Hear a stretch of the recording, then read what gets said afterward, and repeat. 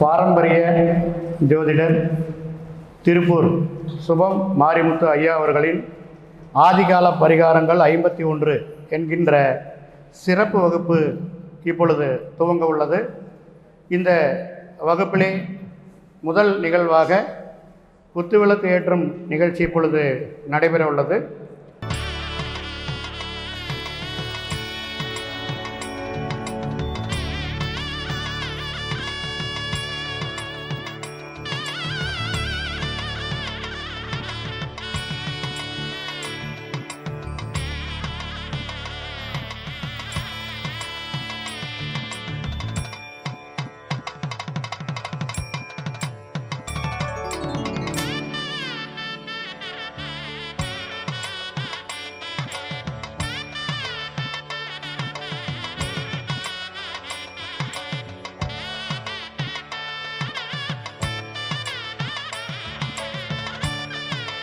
சுபம் மாரிமுத்து ஐயா அவர்களை பற்றி ஒரு சில விஷயங்களை இந்த நேரத்திலே நான் தெரிவிக்க விரும்புகிறேன்.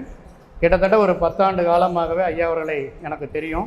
கொடுமுடியில் பரிகாரம் செய்ய போகும்போது அவரும் வந்துட்டு ஒரு பக்கத்தில் பரிகாரங்களை செஞ்சு கொண்டு இருப்பாருங்க. பார்த்தீங்க அப்படின்னாக்கா ஒரு பெரிய ரூமாக இருக்கும். அந்த ரூமில் கிட்டத்தட்ட ஒரு 108 கலசம் வச்சுருப்பார். பிரம்மாண்டமாக அந்த செட்டிங்கை பார்த்தாலே தோஷம் அத்தனையும் போயிடும். அவ்வளோ பெரிய ஒரு அற்புதமாக அந்த பரிகார முறைகளை செய்யக்கூடியவர். ரெண்டாவது பார்த்தீங்கன்னா அந்த சிம்மக்குரலோன் சிவாஜின்னு கேள்விப்பட்டிருக்கிறீங்களா? அது வேறு யாரும் இல்லை, இவர் தான். அந்த அளவுக்கு வந்து அவருடைய குரல் வந்து கணீர்னு என்ன சொல்கிறது, அப்படியே கட்டி போடுறதுன்னு சொல்லுவாங்க இல்லையா, தன்னுடைய வசிய காந்த குரலால் கட்டி போடுறது அப்படிங்கிற மாதிரி அந்த மாதிரி ஒரு குரலுக்கு சொந்தக்காரர். ரெண்டாவது வந்து அவரை பற்றி இன்னும் சொல்லணும் அப்படின்னாக்க நிறைய மக்களுக்கு இப்போ பார்த்திங்கன்னா டாக்டர்கிட்ட போகிறோம், காய்ச்சல் அல்லது தலைவலி வயிற்று வலி எதுக்காவது போனோம்னா அவரும் ஸ்டெத்தோஸ்கோப்பை வச்சு பார்த்துப்புட்டு எல்லாம் டெஸ்ட்டெல்லாம் எடுத்துகிட்டு, ஆமாப்பா உனக்கு காய்ச்சல் இருக்குது, உனக்கு ப்ரெஷர் இருக்குது, உனக்கு சுகர் இருக்குது, சரி போயிட்டு வா, அது நல்லா வரப்போ ஆகும் அப்படின்னு சொன்னால் அவங்க டாக்டருங்களா? எதுக்கு போகணும்? அதான் எனக்கே தெரியுது, காய்ச்சல் இருக்குதுன்னு எனக்கு தெரியுது, சளி இருக்குது எனக்கு தெரியுது, சரி பண்ணுறது தான் அவங்ககிட்ட வந்திருக்கிறேன், அது தன்னை போல் சரியாக போயின்னு ஒரு 6 மாதம் கழித்து நல்லாயிரும் அப்படின்னு சொன்னால் என்ன ஆகும்? நம்ம அவனை திட்டிட்டு தானே வருவோம், என்னடா டாக்டர். அதே போல் தான் நம்மக்கிட்ட ஜாதகம் பார்க்க வரும்போது, ஆமாம் உனக்கு கலத்திர தோஷம், கல்யாணம் ஆகாது, உத்தர தோஷம், குழந்தை பிறக்காது, பிறக்கிறப்ப பிறக்கும், போயிட்டு வா அப்படின்னு சொன்னால் அவன் நம்மளை எதுக்கு வர்றான்? நம்மக்கிட்ட ஒரு தீர்வு வேணுங்கிறதுக்காக தானே வரான். அதனால் வந்து அந்த தீர்வுகளை வந்து கொடுக்கறதுக்கு நமக்கு அந்த டெக்னிக்கலான விஷயங்கள், லாஜிக்கான விஷயங்கள், இந்த மாதிரி விஷயங்களை வந்து நாம் வந்து தெரிஞ்சு வச்சுருக்கணும் இல்லையா? அப்போ அந்த மாதிரி விஷயங்களை நம்ம சொல்லிக் கொடுப்பதற்காக நிறைய செய்திகளை தெரிந்தவர், நிறைய பரிகாரங்களை பயன்படுத்தி வெற்றி கண்டவர், அதில் வந்து சக்ஸஸ் ஆகும். அந்த மாதிரி விஷயங்கள் வந்து கிட்டத்தட்ட ஒரு 30 ஆண்டு காலமாக ஐயா அவர்கள் வந்து இதில் இருந்துகிட்டு இருக்கார். தவிர கிட்டத்தட்ட 7 தலைமுறையாக இப்போ வந்து பார்த்திங்கன்னா திருவள்ளுவர் சமுதாயம் அப்படின்னு கேள்விப்படுறீங்க. ஐயா அவர்கள் வந்தோன்னா அந்த வள்ளுவர் சிலையை பார்த்தோன்னா ரொம்ப மகிழ்ச்சியானார். அந்த திருவள்ளுவர் சமுதாயத்திலிருந்து ஜோதிடத்துக்காகவே பிறந்தவங்க அப்படின்னு சொல்லலாம்.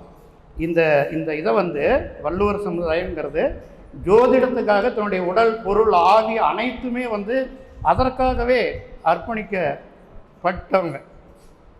நாடி நரம்பு ரத்த சதன் ஒரு ரஜினி படத்தில் சொல்லுவாங்க இல்லையா, அத்தனையும் ஊர்னவனால தான் இதெல்லாம் பண்ண முடியும் அப்படின்னு சொல்லுவாங்களா அந்த படத்தில். அது மாதிரி அனைத்து ஜீன்லையும் இந்த ஜோசியங்கிறது அவருக்குள்ளார ஊறி கிடக்குது. அப்போ வந்து இன்னொரு விஷயம் என்னன்னு கேட்டிங்கன்னா, அது மட்டும் சிறப்பு கிடையாது. ஆதரவற்ற சடலங்கள் இருக்குல்லவா, ஆதரவற்ற சடலங்களை வந்து அடக்கம் பண்ணுவதற்காக மெயினான அதற்கு முழு முதல் சேவை ஆட்டிகிட்டு இருக்கிறார். இந்த இடத்துல அவருக்கு நாங்கள் வந்து வாழ்த்துக்கள் தெரியும். ஏன்னா அந்த மாதிரி ஒரு சேவைகள் செய்கிற போது நமக்கு வந்து எவ்வளவோ கர்மாக்கள் இருந்தாலும் கூட அது தீர்வதற்குண்டான வாய்ப்புகள் நமக்கு வரும். இன்றைக்கி கூட பார்த்தீங்கன்னா கொங்கு அப்படின்னு சொல்லிட்டு ஒரு இலவச அந்த இதெல்லாம் இருக்கும். மாந்தி தோஷம் உள்ளவங்க வந்து இந்த மாதிரி சடலத்திற்கு ஆதரவற்ற சடலங்களை ஒரு அடக்கம் பண்ணுவதற்கு உதவி செய்கிற போது அந்த மாந்தி தோஷம் விலகக்கூடிய தன்மைகள்லாம் வரும் அப்படிங்கிறது ஒரு கணக்கு. நிறையா வந்து பார்த்திங்கன்னா எந்த ஒரு ஜோதிட மாநாடு அல்லது ஜோதிட கூட்டம் எதுவாக இருந்தாலும் ஐயா அவர்கள் வந்து அன்னதானம் பண்ணுவார்கள். ஜோதிடர்களுக்கு அன்னதானம். இப்போ கூட என்ன பேசினார், நானே சாப்பாடு போட்டுருந்தோம், எதுக்கு அரேஞ்ச்மெண்ட் பண்ணி, ஐயா இருக்கட்டுங்க அடுத்த முறை பேசிக்கலாம் அப்படின்ட்டு நம்ம சொல்லியிருக்கிறோம். அந்த மாதிரி பல்வேறு வகைகளில் வந்துட்டு இவர் வந்து தன்னுடைய ஜோதிட பணி ஆட்டிகிட்டு இருக்கிறாரு. தவிர இன்னும் என்ன அப்படின்னு பார்த்தீங்கன்னா, இப்போ வெளிநாடுகளுக்கும் சென்று தன்னுடைய சேவையை வந்து அவர் செஞ்சிட்ருக்கிறார். ரீசெண்டாக வந்துட்டு இந்த சிங்கப்பூர், மலேசியாங்களா, சிங்கப்பூர், மலேசியா, அரபு நாடுகள் இந்த மாதிரி இடங்களுக்கெல்லாம் போய் அவர் வந்திருக்கிறார். இன்னொரு மகிழ்ச்சிகரமான ஒரு சந்தோஷமான விஷயம் என்ன அப்படின்னு கேட்டிங்கன்னா, பல மேடைகளில் தன்னுடைய குரலால் வந்து வசியம் பண்ணக்கூடிய அமைப்புள்ள நம்முடைய ஐயா அவர்கள் முதலாக முழு நேர ஒரு பரிகார ஜோதிட வகுப்பாக நம்முடைய ஐங்கரன் மையத்துக்காக தான் வந்திருக்கிறார். இன்றைக்கி தான் ஃபஸ்ட்டு ஒரு முழு நேர ஜோதிட வகுப்பு நமக்கு இன்றைக்கி கொடுக்கறது. அவருடைய முதல் ஜோதிட வகுப்பு இதுதான். ஐங்கரன் அப்படின்னு சொல்லுகிற போது பிள்ளையார் ஆட்டோமேட்டிக்காக வந்துடுறாருங்களா. ஐயா அவர்கள் வந்து இன்றைக்கி நமக்கு வந்திருக்கிறது மிகப்பெரிய ஒரு சந்தோஷம், மகிழ்ச்சி எல்லாமே. இவரை பற்றிய தகவல்களை இன்னும் சொல்லிக்கிட்டே இருந்தோம்னு வச்சுக்கோங்களேன், சாயந்தரம் 4 மணி ஆயிரும். அப்புறமேட்டு நம்ம எதுக்கு வந்தோமோ அது இதாயிரும். ஆகவே சுருக்கமாக அவரை பற்றிய ஒரு சில செய்திகளை நம்ம சொல்லியிருக்கிறோம். அந்த மாதிரி ஒரு அற்புதமான ஒரு வகுப்பு இப்போது துவங்க இருக்கிறது. நம்முடைய சுபம் மாரிமுத்து ஐயா அவர்கள் தன்னுடைய இந்த வகுப்பினை துவங்கி மிக சிறப்பான முறையிலே நடத்தி தருமாறு கேட்டுக்கொள்கின்றேன். அனைவருக்கும் வணக்கம். சேலம் மாவட்டத்தில் என்னுடைய ஒரு ஜோதிட துறையில் இருந்து ஒரு அற்புதமான ஒரு இடத்த அமைச்சு கொடுத்துருக்காங்க ஐயா. நான் உள்ளே வந்து பார்த்தோன்னே நம்மளை எங்கே ரொம்ப மேடையில் கொண்டு போய் உட்கார வச்சுருவாங்களோன்னு ரொம்ப வேதனைப்பட்டு வந்தேன். உங்கள் பக்கத்துலேயே உட்கார வச்சுக்கிறது தான் முதல்ல எனக்கு சந்தோஷம். ஏன் அப்படின்னு கேட்டிங்கன்னா, கலைவாணி படத்தை பார்த்துருக்கீங்களா யாராவது? அந்த படத்தில் பார்த்தீங்கன்னா புக்கு கையில் பாதி ஓப்பன் பண்ணி பாதி இருக்கும், பார்த்துருக்கீங்களா ஐயா? அது எதனாலேன்னு யாராவது சொல்லுங்களேன், சும்மா ஜென்ரலாக சொல்லுங்கள், கேட்கும். கலைவாணி கையில் புக்கு இருக்குது, பாதி ஓப்பன் பண்ணி இருக்கும். அந்த வடிவத்தில் எல்லோரும் சாமி கும்பிட்றாங்க. ஆனால் அதோட அர்த்தம் என்னன்னு யாராவது தெரிஞ்சால் சொல்லுங்கள், சந்தோஷப்படுவேன். சொல்லுங்களேன். அது ரொம்ப சந்தோஷம். இன்னும் சொல்லுங்களேன் தெரிஞ்சவங்க. அம்மா சொன்னது சரிதான். அதாவது என்ன சொல்லுதுன்னா, நானும் முழுசாக படிக்கலை, பாதியோடு அந்த புக்கு இருக்கிறதுனால நானும் படித்து கொண்டு தான் இருக்கிறேன்னு அதோடைய ஏதாவது அவங்கள பெரிய கலைவாணினா பெருசு நினச்சக்கூடாதுங்கிறக்காக முழுசாக மூடி வைக்காமல் பாதி புக்கோடு ஓப்பன் பண்ணி ஏதோ ஒரு சித்தர்கள் அந்த காலத்தில் வடிவம் அமைச்சு அதை இப்படி சொல்ல வைக்கிறக்காகத்தான் வச்சுருக்காங்க. கரெக்டுங்களாம்மா? அப்போ நானும் படித்து கொண்டு தான் இருக்கிறேன் அப்படிங்கிறது நம்மளோட ஜோதிட கலை வந்து முழுமை அடையாதது ஒரு பெரிய ஒரு பொக்கிஷம். எல்லா தொழிலையுமே படித்து ஒரு குறிப்பிட்ட தூரம் படிச்சுட்டு ஒரு வேலைக்கு போய் சம்பாதிக்க போகலாம். இது ஆயுள் முழுவதும் படித்து கொண்டே இருக்கலாம், அடுத்த வாரிசுகளுக்கு இதை கொடுத்து கொண்டே இருக்கலாம். அப்படி இருக்கக்கூடியது இந்த ஜோதிட கலை. கரெக்டுங்களா ஐயா? அப்போ இந்த ஜோதிட கலையில் நம்ம ஐங்கரன் ஐயா அவருடைய ஒரு பெரிய ஒரு தலைமை தாங்கி எங்களை எல்லாம் பார்க்கும்போதெல்லாம் ஒரு வார்த்தை கேட்பார். ஐயா, ஒவ்வொரு மாநாட்டிலையும் போய் ஒரு எளிமையான பரிகாரங்களை நிறையா சொல்கிறீங்களே, எங்களோட இடத்துக்கு வந்து நீங்கள் சொன்னீங்கன்னா உங்களுக்கு ரொம்ப சிறப்பாக போயிடுன்னு ஒரு மாநாட்டில் இப்போ சொன்னார். இந்த உண்மையான கலை உலகத்துக்கு போகிறதுக்கு நீங்கள் எங்கே கூப்பிட்டாலும் நான் வருவேன். பணம் கொடுக்காமல் கூப்பிட்டிங்கன்னா வருவேன், பணம் கொடுத்தா வரமாட்டேன். எப்படிங்க ஐயா? பணம் கொடுத்தா விலை மதிப்பு ஜாஸ்தி, பணத்துக்கு விலை மதிப்பு மனுஷங்களுக்கு இல்லாமல் போயிடும். பணம் பத்தும் செய்யும், அதை பத்திரமா வைத்திருந்தால் புண்ணியமும் செய்யும். அதனால தான் அன்னதானம் பண்ணுறோம். 400 கோடி ரூபா சம்பாதிச்சாலும் 4 இட்லிக்கு மேலே உங்களால் சாப்பிட முடியும்னு சொல்லுங்கள், 400 கோடி ரூபா கொடுக்குறேன். முடியாதல்லங்க ஐயா? அதனால் நம்ம ஐங்கரன் ஜோதிட வகுப்பில் நம்ம அருண் பிரகாஷ் ஐயா, இவருடைய மூல குரு, அவங்க எங்கிருந்தாலும் இந்த வழிநடத்தி கொண்டு இருக்கக்கூடிய அவங்களுடைய குடும்பம் இன்னமும் மென்மேல் அவங்களுடைய வளர்ந்து இன்னமும் ஜோதிடர்களுக்கெல்லாம் ஒரு வழிகாட்டியாக இருக்கணும் என்று சொல்லி ஒரு விநாயகருடைய பரிகாரத்துலேருந்து முதல்ல ஆரம்பிப்போம். ஏனுங்க ஐயா? ஆரம்பிச்சிடலாங்களா? விநாயகர்லேருந்து முதல்ல ஆரம்பிச்சிடலாங்க. ஏன்னா இந்த இடம் ஐங்கரன் ஜோதிடம், அதனால் முடிஞ்ச அளவுக்கு எழுதுறது எழுதுங்க. அப்படி எழுத கவனிச்சிங்கனாலும் உங்களுக்கு எப்படி வரும்னு கேட்டிங்கன்னா, பாருங்கள், ஐயா கேமரா எடுத்துகிட்டு இருக்கிறாங்க. உங்களோட ஃபோன் நம்பர் எல்லாமே கொடுத்துட்டு போயிருங்க ஐயா கிட்ட. நீட்டாக எடிட் பண்ணி உங்களுக்குன்னு ஒரு குரூப் ஃபார்ம் பண்ணி நம்ம என்னெல்லாம் பேசணுமோ அதை அப்படியே அழகாக உங்களோட கைக்கு ஃபோனுக்கே வர்ற மாதிரி ஏற்பாடு பண்ணித்தரேன். அப்போ நீங்கள் உணர்ந்து கவனிச்சிங்கன்னா சிறப்பாக இருக்கும். யாரோ ஒருத்தர் எழுதுவாங்க, அதை ஃபோட்டோ எடுத்து இத்தனை பேர் ஃபார்வேர்டு பண்ணிக்கங்க.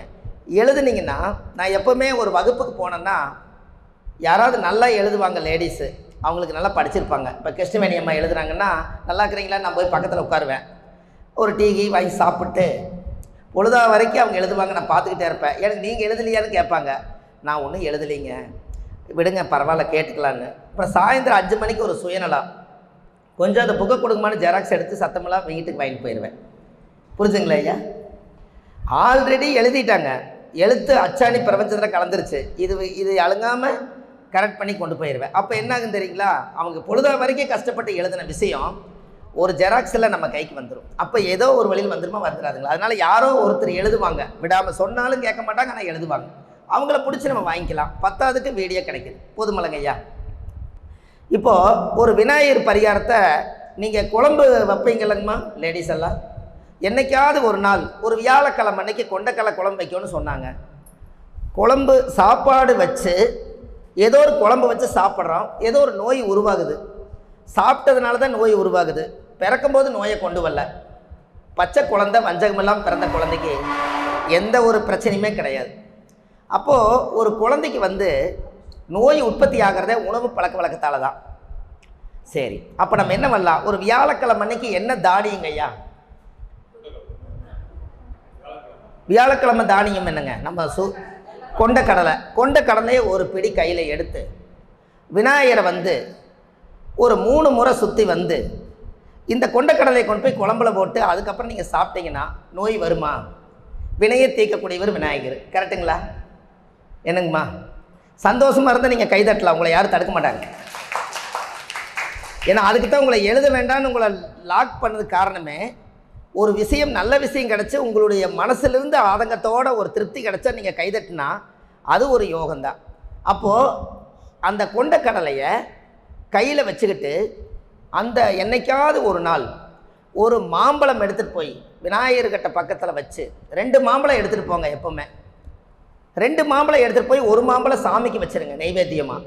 இன்னொரு மாம்பழத்தை நீங்கள் 3 முறை சுற்றி அந்த பழத்தை விநாயகர்கிட்டையே உட்காந்து சாப்பிடுங்க. எந்த நோய் குணமாகும்னு நினைக்கிறீங்களோ அந்த நோயை நினச்சி சாப்பிடுங்க, அந்த நோய் குணமாயிடும். ஏன் அப்படிங்க ஐயா? விநாயகர் எதுக்கு ஆசைப்பட்டாருங்க? அப்போ மாம்பழம் அவர் கொண்டு கொடுத்துட்டு நீங்கள் கொண்டு எடுத்துக்கிட்டா வினையை தீர்க்கக்கூடியவர் விநாயகர். கரெக்டுங்களா ஐயா? அப்போது வினையை தீர்க்கக்கூடியவர் விநாயகர் தான். அப்புறம் தான் எல்லாமே வருது. கரெக்டுங்களா? அப்போ இனிமேல் யாரெல்லாம் கொண்டைக்கடலை 9 நவதானியம் இருக்குது. கரெக்டுங்களா ஐயா? சூரியனுக்கு கோதுமை, சந்திரனுக்கு நெல்லுன்னு நீங்கள் எல்லோரும் படிச்சிருப்பீங்க. ஒரு 9 கிழமை மட்டும் மறக்காமல் உங்கள் வீட்டுக்கு பக்கத்தில் இருக்கிற விநாயகர் கோயிலில் அரச மரக்காற்று வீசக்கூடிய விநாயகர் கோயிலில் போய் அந்த ஞாயிற்றுக்கிழமையாக இருந்தால் சூரியனுடைய தானியத்தை எடுத்துகிட்டு போய் நீங்கள் எந்த பொருளில் போட்டு சாப்பிட்றீங்களோ அந்த பொருளில் அந்த விநாயகரோட ஆசீர்வாதம் வந்துடும். திங்கக்கிழமை சந்திரனை நெல், அந்த நெல்லை நீங்கள் உடைச்சி புடைச்சி அதையும் நீங்கள் அரிசி சாப்பிட்டால் நோய் தீரும். செவ்வாய்க்கிழமை துவரம் பருப்பு குழம்பு வச்சால் எல்லாமே விநாயகரை சுற்றி கொண்டு வாங்க. அந்த 9 நாள் நீங்கள் செஞ்சிட்டிங்கன்னா அந்த வீட்டில் நோய் குறைய ஆரம்பிச்சிடும். இது என்றைக்காவது ஒரு நாள் நீங்கள் செஞ்சுக்கிறீங்களான்னு சொல்லுங்கள். இது வரைக்குமே செய்யலை, ஆனால் விநாயகர் நம்ம வீட்டு பக்கத்துலேயே இருக்குதுங்க. அப்போது விநாயகர் பெத்த தாய் தந்தையை சுற்றினாரா இல்லைங்களாம்மா? நமக்கு குழம்பு வச்சு சாப்பாடு போட்டு வழிகாட்டினவங்க யாருங்க? நம்ம அப்பா தான். அப்போ நம்ம அப்பா அம்மா தானே. அப்போ அந்த நவதானிய குழம்பு ஒவ்வொரு நாளும் விநாயகர் கோயிலில் போய் ஒரு கிழமைக்கு நீங்கள் ஒரு மாதத்தில் 9 நாள் செய்யுங்க, நோய் வரவே வராது. இது நீங்கள் இனிமேல் செய்வீங்களாம்மா? ஏன் நான் அடிக்கடி மாநாட்டில் சொல்லுவேன், உங்கள் ஜாதகத்தில் எந்த கிரகம் வேலை செய்யுது எந்த கிரகம் வேலை செய்யலைன்னு சிலது தெரியாது இல்லைங்களா? உங்கள் வீட்டில் செம்மண் எடுத்துகிட்டு 9 நவதானியத்தையும் ஒரு பாத்திரத்தில் போட்டு அதை தண்ணி ஊற்றி 22 நாள் வைங்க. அது முளைப்பாறையாக வந்துடும். கடைசி நல்லா உத்து பாருங்கள், எந்தெந்த தானியமெல்லாம் முளைச்சி வந்திருக்குதோ அதெல்லாம் உங்கள் கைக்கு உங்கள் ஜாதகத்தில் இருக்கிற கிரகம் வேலை செய்யுது. எந்தெந்த கிரகமெல்லாம் இல்லையோ அது வேலை செய்யலை. என்னங்க ஐயா? போட்ட 9 தானியம் முளைக்கணுமல்ல, மண்ணு தானே. அப்போ 9 தானியம் முளைக்கலைன்னா ஒரு 3 கிரகம் ஒரு ஜாதகத்தில் வேலை செய்யலைன்னா அந்த 3 நவதானியம் என்னன்னு கண்டுபிடிச்சி அந்த கடவுளை கெட்டியாக பிடிங்க, உங்கள் எல்லா கிரகம் வேலை செய்யும்.